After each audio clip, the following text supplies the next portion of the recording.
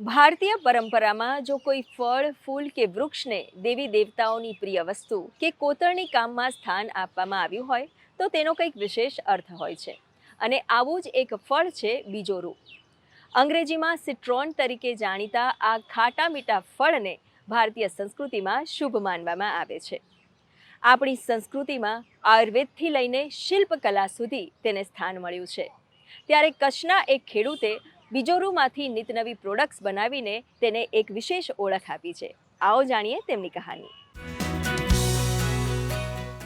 વર્તમાન સમયે ધાર્મિક પ્રસંગે તેમજ પૂજા અર્ચનાની સામગ્રીમાં પીળા અને લીલા રંગનું ફળ એટલે કે બીજોરું ઘણા લોકોએ જોયું હશે, પરંતુ બહુ ઓછા લોકો જાણતા હશે કે ગુજરાતી સ્થાપત્ય અને શિલ્પકળામાં બીજોરુનું મહત્વ ઘણું ઊંડું છે. ખાસ કરીને સોલંકી વંશના સમયગાળા દરમિયાન તેમજ મધ્યકાલીન યુગમાં બનેલ વાવ અને મંદિરો બીજોરાને ઝીણવટભરી કોતરણી જોવા મળે છે.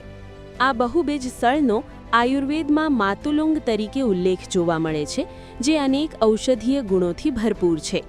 જેનાથી ફરી એકવાર સાબિત થાય છે કે સનાતન માત્ર ધર્મ નથી, પરંતુ જીવન જીવવાની એક શૈલી છે, જેમાં દર્શન, આચાર, કર્તવ્ય અને આધ્યાત્મિક મૂલ્યો સાથે આરોગ્યને પણ પ્રાધાન્ય આપવામાં આવ્યું છે. બીજોરુનો ઉલ્લેખ ચરક અને સુશ્રુત સંહિતામાં કરવામાં આવ્યો છે. તે ત્રિદોષને સંતુલિત કરનાર છે.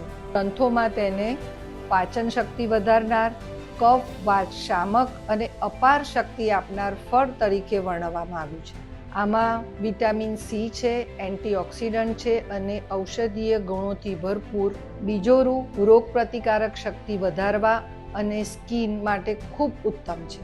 યુનેસ્કો વર્લ્ડ હેરિટેજ સાઇટ રાણકીની વાવ હોય કે પછી મોઢેરાનું સૂર્ય મંદિર, ગિરનાર અને કુંભારિયાનું જૈન મંદિરો હોય કે પછી શામળાજી મંદિર, તેમાં છત, થાંભલા, ગોખલા, સભામંડપ, દિવાલો તેમજ ઝરૂખા અને જાળીઓમાં અનેક દેવી દેવતાઓના હાથમાં વરદ મુદ્રા એટલે કે આશીર્વાદ મુદ્રામાં બીજોરું પકડેલું જોઈ શકાય છે. જે બીજોરું ફ્રૂટ છે ને એ ઇન્ડિયન આર્કિટેક્ચરમાં જેમ ધર્મમાં પ્રતીકવાદ છે, એવી રીતે એને આર્કિટેક્ચર અને આર્ટમાં એને પ્રતીકવાદ તરીકે યુટિલાઇઝ થાય છે, જેથી તમે કનેક્ટ થઈ શકો.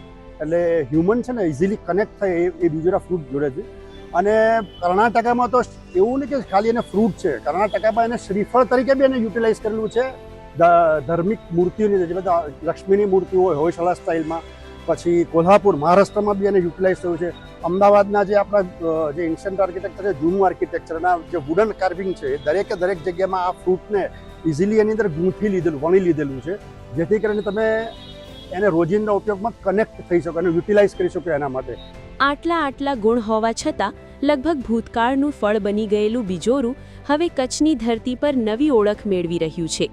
અહીંના ખેડૂતો બીજોરાની ખેતી સાથે તેને લહેજતદાર રીતે લોકો સુધી પહોંચાડવા માટે વિવિધ પ્રોડક્ટ બનાવી રહ્યા છે, જેમાં બીજોરાનું અથાણું, પાવડર, સૂકું બીજોરું, જ્યુસ, પલ્પ અને મીઠાઈનો સમાવેશ થાય છે. અને હા, આ પ્રોડક્ટ્સ માત્ર કચ્છ સુધી જ સીમિત નથી, પરંતુ સમગ્ર રાજ્યમાં પહોંચાડવામાં આવી રહી છે.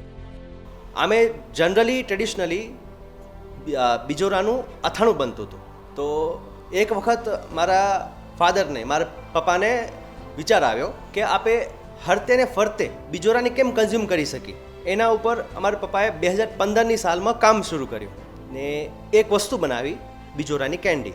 આ સ્વીટ કેન્ડી છે, તમે ગમે ત્યારે ખાઈ શકો. પછી ધીમે ધીમે અમે બે ભાઈએ ઇનોવેશન કર્યું ને એના ઉપરથી પછી બીજોરાની ચટપટી કેન્ડી બનાવી, એનો પાવડર બનાવ્યો અને પછી એનું પલ્પ બનાવેલો. એનું અથાણું છે, એનું અથાણું અમે અમારા દાદીમાં કને શીખ્યા. બીજોરા સિવાય અમે આમળાની કેન્ડી પણ બનાવી છે ને એ અમે કહીને અમે એક્ઝિબિશન્સ કરી છે અટેન્ડ, જેમ કે સાત્વિક એક્ઝિબિશન છે અમદાવાદનું, પછી ખાદ્ય ખોરાક છે, એવા વિવિધ એક્ઝિબિશન્સ છે. અમે ત્યાં અટેન્ડ કરીને માણસોને સમજાવી છે કે ભાઈ આપણું આ પૌરાણિક ફ્રૂટ છે, હજી એના વાઇલ્ડ ને રો ફોર્મમાં છે ને હજી એના કે આના ગુણધર્મો બધા નેચરલી સચવાયેલા છે. તો વસ્તુ આમ છે, માણસો એને સારી રીતે એક્સેપ્ટ કરે છે ને અમને સારો રિસ્પોન્સ મળે છે. ગુડ ન્યૂઝ ગુજરાત માટે કચ્છથી બંકિમ ત્રિવેદી અને અહેમદાબાદથી ક્ષમા કામદારનો રિપોર્ટ.